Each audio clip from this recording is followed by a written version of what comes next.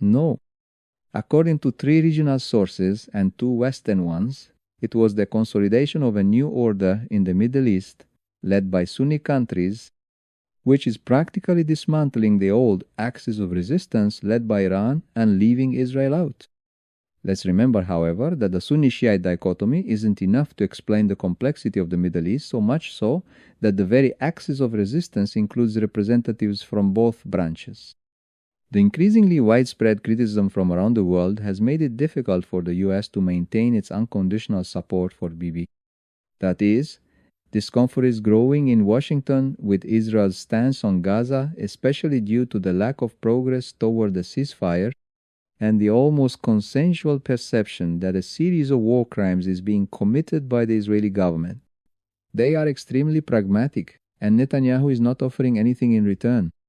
These sources also made it clear that the United States will not abandon Israel.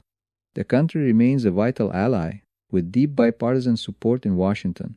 But the message is that the US has its own interests in the region and doesn't like to see Netanyahu getting in the way. That was a key goal for Trump, especially to include Saudi Arabia in the deal. And here, it's worth a note. The name Abraham Accords comes from the fact that, according to both religions, Abraham would be the father of both nations, the Arab and the Hebrew, or Israel, through his 2 sons, Isaac and Ishmael.